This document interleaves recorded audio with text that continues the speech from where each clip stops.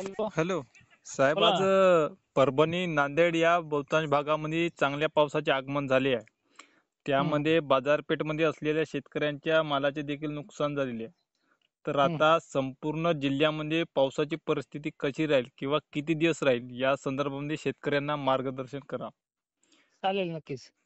आता आपण पाहिले सकाळी पण सुद्धा हम्म, ते अहिल्यादेवी नगर परिसर असेल हम्म, किंवा आणखीन काही छत्रपती संभाजीनगर असेल, जालन्याचे काही बहुतांश भाग असतील, हम्म, बौद्धनापूर एरिया, भोकरदन एरियामध्ये पेंडवणी पावसाचे संकेत दिले होते आणि त्या पद्धतीने तिथे झाले सुद्धा.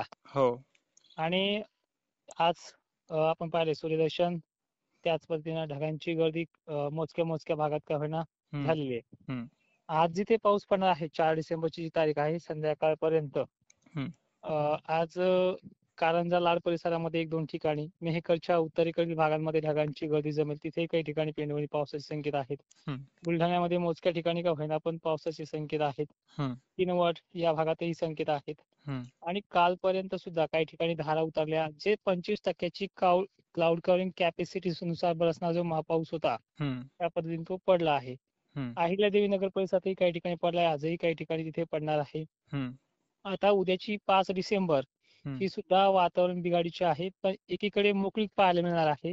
हम्म, शेतकऱ्यांच्या कामांना जी अडथळे आले होते, सूर्यदर्शन नसल्यामुळे, सोलर पंपामुळे काही कांदा लागवड आहेत अहिल्यादेवी नगर परिसरातले शेतकरी, तसेच विविध भागातल्या शेतकऱ्यांचे देखील फोन आले होते, मेसेज देखील आले होते. हम्म, तर त्यांना उद्या चान्सेस आहेत, कामे करायला काही अडचण नाही, पण एक दोन ठिकाणी ढगांची गर्दी आणि शितोळे देखील पडू शकतात, पण कामे अडखळणार नाहीत. 7 हम्म, पासून मोकळीक होते.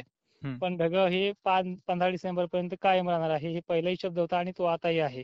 हम्म, उद्या 5 डिसेंबर ही खानदेशातल्या उत्तर भागामध्ये, धुळे परिसरामध्ये पेंडवणी पावसाची आहे हम्म, आणि 25% भागांना कॅपॅसिटीनुसार तो पाऊस पडणार आहे. त्याच्यात 3 तीव्रता आहे. हम्म, या पाऊस पडण्यामध्ये काही ठिकाणी 25% मध्ये, काही ठिकाणी 5-10% भागांमध्ये पेंडवणी पाऊस, तर 10-15% ठिकाणी नुसत्या आपले पत्रावून पाणी वगळलं अशी कंडिशन आहे.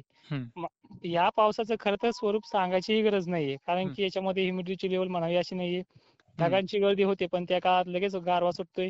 हा, अशा प्रकारलं हे वातावरण आहे. पण जिथे धुळी आणि धुळीपासून होणारं नुकसान यासाठी सतर्कता म्हणून हा अंदाज होता.